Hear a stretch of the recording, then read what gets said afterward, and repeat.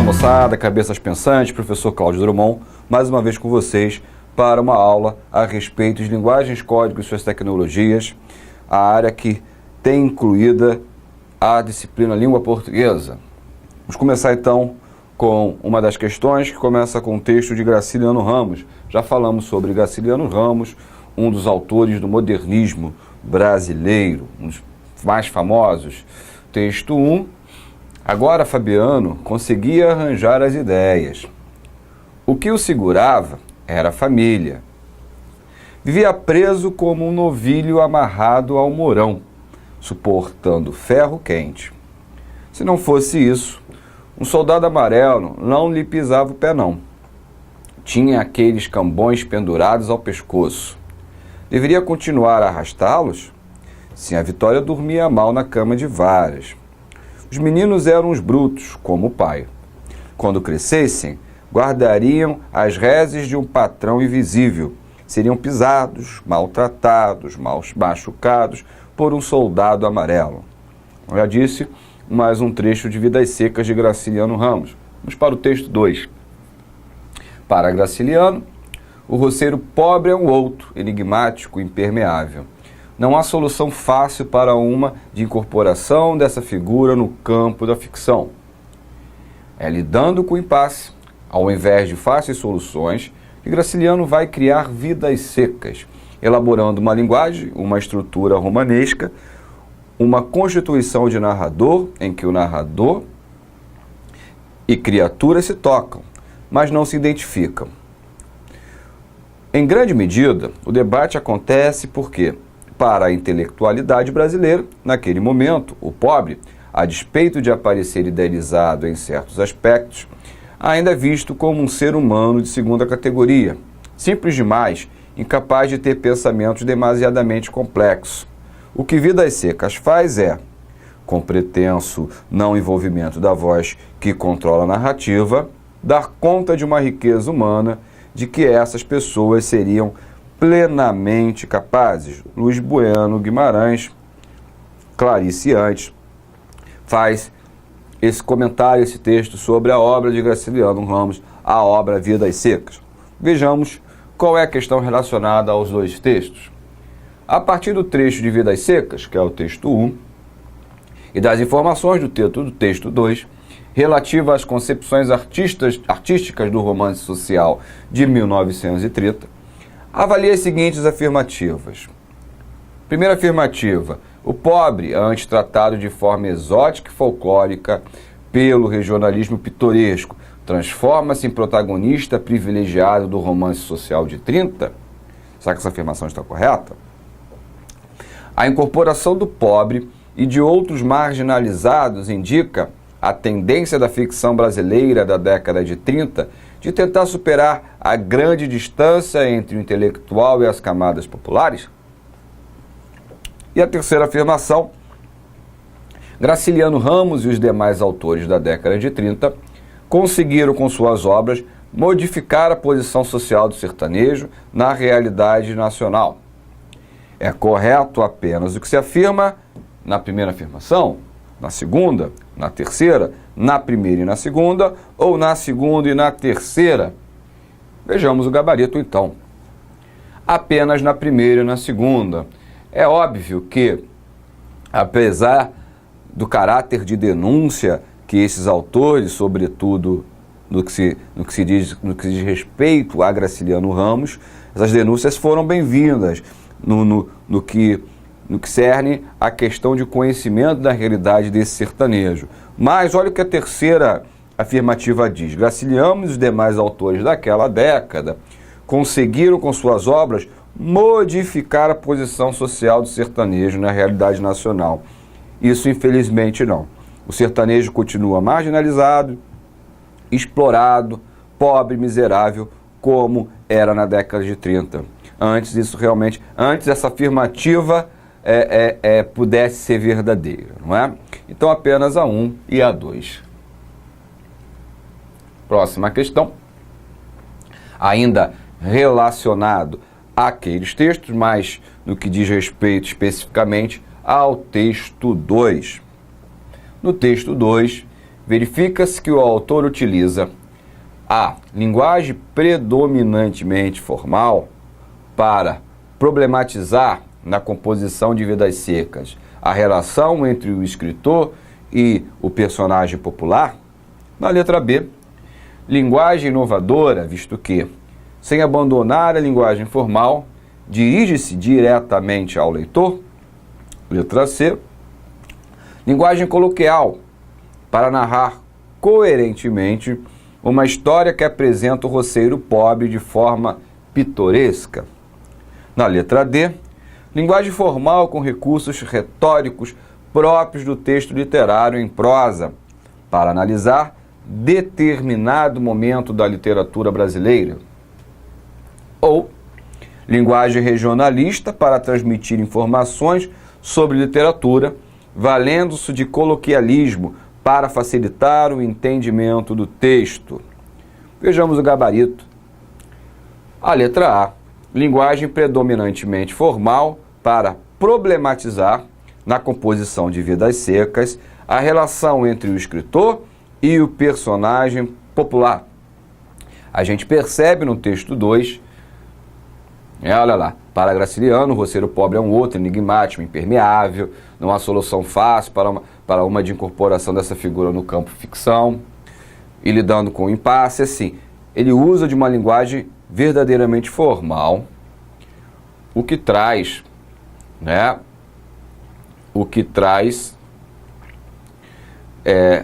essa problematizar, ele traz essa problematização na composição de Vidas Secas, através dessa linguagem formal, em a relação do escritor e o personagem popular.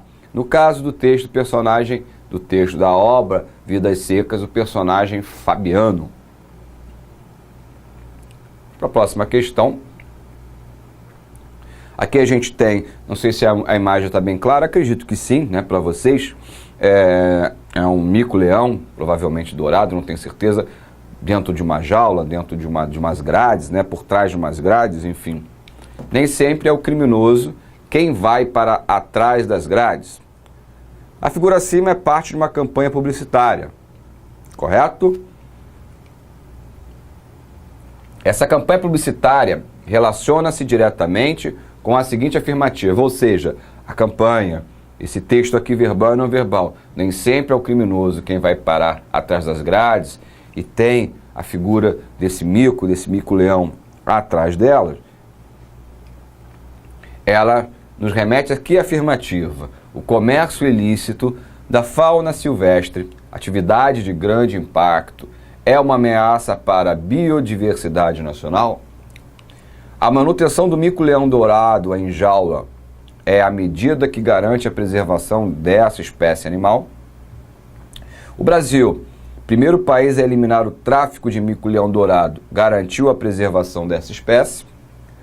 O aumento da biodiversidade em outros países depende do comércio ilegal da fauna silvestre brasileira? Ou o tráfico de animais silvestres é benéfico para a preservação das espécies, pois garante-lhes a sobrevivência? É muito difícil de entender o porquê da letra A. O comércio ilícito da fauna silvestre, atividade de grande impacto, é uma ameaça para a biodiversidade nacional. Ou seja, esse comércio ilegal desses animais, dentre eles o mico-leão dourado, ele é uma ameaça para a extinção dessas espécies. E aí compromete o quê? A biodiversidade, essa variedade, essa pluralidade de espécies existentes na nossa fauna. Muito bem. Próxima.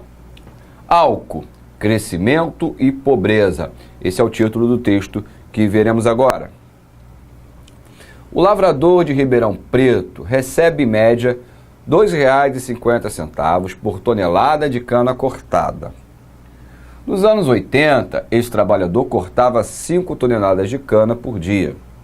A mecanização da colheita o obrigou a ser mais produtivo.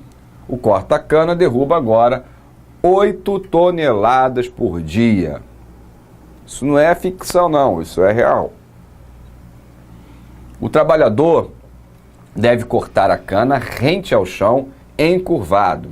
usar roupas mal ajambradas, quentes, que lhe cobrem o corpo, para que não seja alanhado pelas folhas da planta. O excesso de trabalho causa a birola, tontura, desmaio, cãibra, convulsão. A fim de aguentar dores e cansaço, esse trabalhador toma drogas e soluções de glicose, quando não faria mesmo. Tem aumentado o número de mortes por exaustão nos canaviais. O setor de cana produz hoje uns 3,5% do PIB. Exporta 8 bilhões de dólares. Gera toda a energia elétrica que consome e ainda vende excedentes. A indústria de São Paulo contrata cientistas e engenheiros para desenvolver máquinas e equipamentos mais eficientes para as usinas de álcool. As pesquisas privada e pública na área agrícola, cana, laranja, eucalipto, etc., desenvolve a bioquímica e a genética no país. Como eu disse, isso não é brincadeira, foi publicado na Folha de São Paulo em 11 de março de 2007.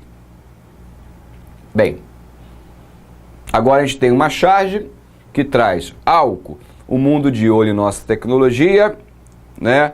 Os trabalhadores, cortadores de cana. Fico meio encabulado de ter de comer com a mão diante de tanta gente. E aí a imagem toda representando uma ideia, correto? Estamos aqui utilizando o recurso do texto não verbal também. Deixa eu ver qual é a pergunta.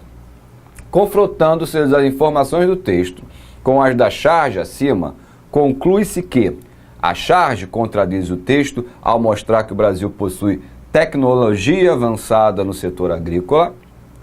A charge e o texto abordam, a respeito da cana-de-açúcar brasileira, duas realidades distintas e sem relação entre si. O texto e a charge consideram a agricultura brasileira avançada do ponto de vista tecnológico. A charge mostra o cotidiano do trabalhador e o texto defende o fim da mecanização da produção de cana-de-açúcar no setor sucro-alcooleiro. Ou o texto mostra a disparidade da agricultura brasileira, na qual convive alta tecnologia e condições precárias de trabalho, que a charge ironiza. Eu sei que você já achou a resposta, porque ela é uma conclusão lógica do texto que a gente viu e da charge, é a letra E. O texto mostra disparidades na agricultura brasileira, na qual convivem os avanços tecnológicos, uma alta tecnologia e as condições precárias de trabalho, que a charge, obviamente, faz uma ironia. A charge, a sua essência, a essência da charge, em quase sua totalidade, ela traz o quê? Uma ironia. Muito bem. Próxima questão, título: o açúcar. O branco açúcar que adoçará meu café, nesta manhã de Ipanema, não foi produzido por mim, nem surgiu dentro do açucareiro por milagre. Vejo-o puro e afável ao paladar, como beijo de moça, água na pele, flor que se dissolve na boca. Mas este açúcar não foi feito por mim. Este açúcar veio da mercearia da esquina e tão pouco fez o Oliveira, dono da mercearia. Este açúcar veio de uma usina de açúcar em Pernambuco, ou no estado do Rio, e tão pouco fez o dono da usina. Este açúcar era cana e veio dos canaviais extensos, que não nascem por acaso no regaço do vale. Em usinas escuras, homens de vida amarga e dura produziram este açúcar branco e puro, com quem adoço meu café esta manhã em Ipanema. De Ferreira Goulart, já falamos um pouco sobre ele no que se diz respeito a ser um poeta contemporâneo, um escritor contemporâneo, ainda vivo, felizmente, e que traz uma poesia retratando aquilo que a gente viu agora pouco no texto anterior, a dura realidade do trabalhador cortador de cana, o que trabalha nos canaviais. ele faz esse contraponto entre a doçura, a brancura do café e o quão amarga é a vida desses trabalhadores rurais. Muito bem. A antítese que configura, né, os opostos, uma imagem de divisão social do trabalho na sociedade brasileira é expressa poeticamente na oposição entre a doçura do branco, a doçura do branco açúcar e, acho que eu já acabei dando a resposta me antecipando, né? O trabalho do dono da mercearia, de onde veio o açúcar. O beijo de moça, a água na pele e a flor que se dissolve na boca. O trabalho do dono do engenho em Pernambuco, onde se produz o açúcar. A beleza dos extensos canaviais que nascem no regaço do vale, ou o trabalho dos homens de vida amarga entre usinas escuras.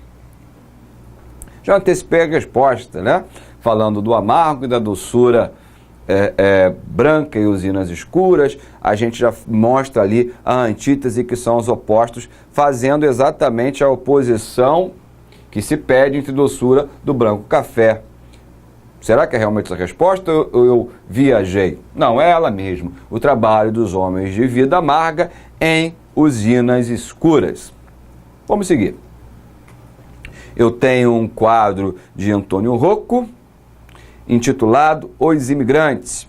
Está na Pinacoteca do Estado de São Paulo. Esse quadro foi pintado em 1910. Mostra a chegada dos imigrantes. A gente percebe aqui, espero que dê para vocês perceberem também aqui no slide, né? Os semblantes, né? A carga de emoção que esse quadro traz da chegada desses imigrantes. Vamos ver mais à frente. Um texto sobre a imigração. Um dia, os imigrantes aglomerados Um dia, os imigrantes aglomerados na amurada da proa chegavam à fedentina quente de um porto, no silêncio de mato e de febre amarela. Santos, é aqui. Buenos Aires, é aqui. Tinham trocado o rótulo das bagagens, desciam em fila. Faziam suas necessidades nos trens dos animais onde iam. Jogavam-nos num pavilhão comum em São Paulo. Buenos Aires é aqui. Amontoados com trouxas, sanfonas e baús, num carro de bois que pretos guiavam através do mato por estradas esburacadas.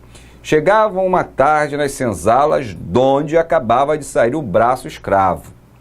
Formavam militarmente das madrugadas do terreiro homens e mulheres antefeitores de espingarda ao ombro. Isso é um texto que já vimos muito sobre Oswald de Andrade, esse escritor chamado Marco 02, esse escritor do nosso modernismo, da primeira geração modernista. Vejamos o que se pede sobre o quadro e sobre o texto. Levando-se em consideração o texto de Oswald de Andrade e a pintura de Antônio Rocco, reproduzida acima, né, anteriormente, relativos à imigração europeia para o Brasil, é correto afirmar que a visão da imigração presente na pintura é trágica e no texto otimista. A pintura confirma a visão do texto quanto à imigração de argentinos para o Brasil. Os dois autores retrataram dificuldades dos imigrantes na chegada ao Brasil. Antônio Rocco retrata de forma otimista a imigração, destacando o pioneirismo do imigrante. E a letra E, Oswald de Andrade mostra que a condição de vida de imigrante era melhor que a dos escravos. Também acho que essa conclusão que a gente terá por conta da leitura do texto e da obra de Rocco, não será difícil. Obviamente que os dois autores retratam dificuldades da chegada dos imigrantes ao Brasil. Aqui já o texto lido é bem claro, inclusive não tem nem muita diferença do tratamento que era dado aos escravos recém-libertos, os negros. A gente percebe que eles chegam e vão para as antigas senzalas, onde eram as senzalas, que eram perfilados por feitores com espingardas nas mãos. Então, essa condição, né, esse amontoado de pessoas que faziam as suas necessidades em trens dos animais, enfim, uma condição subhumana no texto é abordado E na imagem a gente vê também essas expressões de aflição, de seio das trouxas, eles caminhando meio que perdidos. Então a gente vê que aqui retrata uma condição que não era a melhor condição para receber os imigrantes, e no texto verbal, o texto escrito, então isso fica de uma forma muito latente. Antigamente, acontecia o indivíduo apanhar constipação, ficando perrengue, mandava ao próprio chamar o doutor e depois ir à botica para aviar a receita de cápsulas ou de pílulas fedorentas. Doença nefasta era a ptísica. Difícil, hein? Feia era o gálico. Antigamente, os sobrados tinham assombrações, os meninos lombriga. Texto de Carlos, uma poesia de Carlos Drummond de Andrade. O texto acima está escrito em linguagem de uma época passada. Observe uma outra versão em linguagem atual. A gente pode dizer aqui que tem muito o quê? Arcaísmo, já vimos o arcaísmo. Olha, antigamente, acontecia o indivíduo apanhar um resfriado, ficando mal. Mandava o próprio chamar o doutor e depois ir à farmácia para aviar a receita de cápsulas ou de pílulas fedorentas. Doença nefasta era tuberculose. Feia era sífilis. Antigamente, os sobrados tinham assombrações, os meninos, vermes. Comparando-se esses dois textos, verifica-se que, na segunda versão, houve mudanças relativas a vocabulário, construções sintáticas, pontuação, fonética ou regência verbal.